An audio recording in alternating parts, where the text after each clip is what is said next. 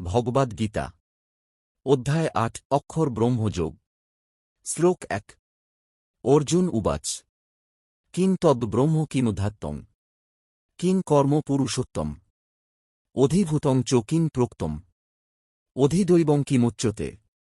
বাংলা অর্থ। অর্জুন বললেন, হে পুরুষোত্তম, ব্রহ্ম কি, অধ্যাত্ম কি, কর্ম কি, অধিভূত কাকে বলে, অধিদৈব কি? ৬টি গুরুত্বপূর্ণ প্রশ্ন। ১ ব্রহ্ম কি, ২ অধ্যাত্ম কি, ৩ কর্ম কি, ৪ অধিভূত কি, ৫ অধিদৈব কি, ৬ অধিযোগ্য কি? সংক্ষিপ্ত শিক্ষা। এখানে অর্জুন মুক্তি ও মৃত্যুকালের জ্ঞান সম্পর্কে জানতে চান। অধ্যায় ৮ মূলত মৃত্যুকালে স্মরণ ও পরম গতি নিয়ে। শ্লোক ২ অধিযজ্ঞ কথং কোত্র দেহেস্মিন মধুসূদন প্রজানকালে চ কথং জ্ঞেয়সি নিয়তাত্ত্বভিক। বাংলা অর্থ। হে মধুসূদন, এই দেহে অধিযজ্ঞ কে এবং কিভাবে, এবং মৃত্যুকালে সংযতচিত্ত ব্যক্তিরা কিভাবে আপনাকে জানতে পারে? শেষ দুটি প্রশ্ন। অধিযজ্ঞ কে, মৃত্যুকালে কিভাবে ঈশ্বর স্মরণ সম্ভব? সংক্ষিপ্ত শিক্ষা। অর্জুন এখন জানতে চাইছেন, মৃত্যু সময় ঈশ্বর প্রাপ্তি কিভাবে সম্ভব? এই অধ্যায়ের মূল শিক্ষা এখান থেকেই শুরু। শ্লোক ৩ শ্রীভগবান উবাচ অক্ষরং ব্রহ্ম পরমং স্বভাবোধ্যাত্তমুচ্যতে ভূতভাবোদ্ভব কর বিসর্গ কর্মসঙ্গীতর। বাংলা অর্থ। শ্রীভগবান বললেন, অক্ষর অবিনশ্বর পরম তত্ত্বই ব্রহ্ম। জীবের স্বভাবকে অধ্যাত্ম বলা হয়।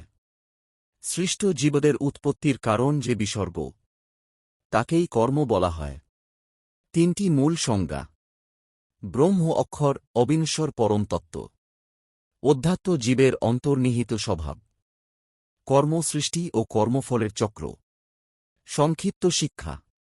ব্রহ্ম চিরন্তন, জীবের স্বভাবই অধ্যাত্ম, সৃষ্টির প্রক্রিয়াই কর্ম।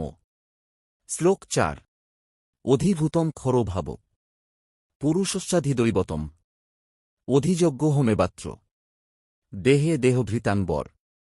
বাংলা অর্থ। ক্ষয়শীল বস্তুসমূহেই অধিভূত, হিরণ্যগর্ভ পুরুষই অধিদৈব। আর হে দেহধারীদের শ্রেষ্ঠ, এই দেহে অধিযজ্ঞ আমি। ৩টি গভীর তত্ত্ব। অধিভূত নশ্বর জগৎ, অধিদৈব বিশ্বচেতন পুরুষ, অধিযজ্ঞ দেহের অন্তরে বিরাজমান ঈশ্বর। সংক্ষিপ্ত শিক্ষা। জগৎ নশ্বর, চেতনা ঈশ্বর প্রদত্ত। আমাদের হৃদয়েই ঈশ্বর বিরাজমান।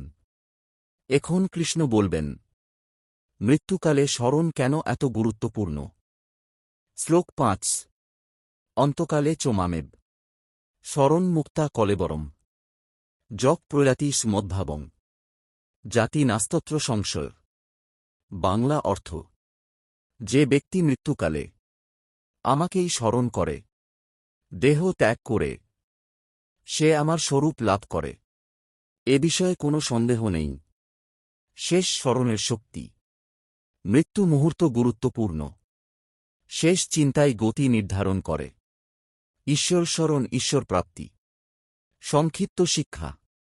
জীবন যেমন কাটে, মৃত্যুর মুহূর্ত তেমন হয়। তাই সারা জীবন ঈশ্বর স্মরণে অভ্যস্ত হতে হবে। এখন কৃষ্ণ বলবেন, যে যা স্মরণ করে সে তাই লাভ করে। শ্লোক ৬ জং জং বাপি স্মরণ ভাবং তজত্যন্তে কলেবরম তম তমেবৈতি কৌন্তে সদা তদ্ভাব ভাবিতর। বাংলা অর্থ। হে কৌন্তে, যে ব্যক্তি মৃত্যুকালে যে ভাব স্মরণ করে দেহ ত্যাগ করে, সে সর্বদা সেইভাবেই অভ্যস্ত থাকার কারণে সেই অবস্থায় লাভ করে। চিন্তার প্রভাব। শেষ চিন্তা হঠাৎ আসে না, সারা জীবনের অভ্যাসেই শেষ স্মরণ হয়। তাই নিয়মিত ঈশ্বর চিন্তা জরুরি। সংক্ষিপ্ত শিক্ষা। মৃত্যুর সময় যা স্মরণ করব, তা নির্ভর করে আজ কি ভাবছি তার উপর। আজকের চিন্তাই আগামীর গতি নির্ধারণ করে। এখন কৃষ্ণ বলবেন, তাই সর্বদা কিভাবে তাঁকে স্মরণ করতে হবে। শ্লোক ৭। তস্মাৎ সর্বেষু কালেষু মামনুস্মর যুদ্ধ চ মজ্জর্পিতমনো বুদ্ধি মামে বৈশ্যস্য সংসরম।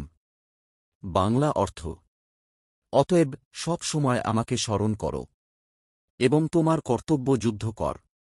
মন ও বুদ্ধি আমাকে অর্পণ করলে নিশ্চয়ই তুমি আমাকে লাভ করবে।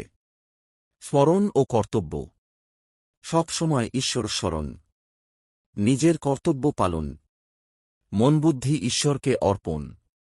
সংক্ষিপ্ত শিক্ষা: সংসার ছেড়ে পালানো নয়, কর্তব্য পালন করেও ঈশ্বর স্মরণ সম্ভব। এটাই কর্মযোগ ভক্তিযোগের মিলন। তোমার জীবনের ক্ষেত্রেও এটা গুরুত্বপূর্ণ। কাজ করো, কিন্তু মন ঈশ্বরে রাখো।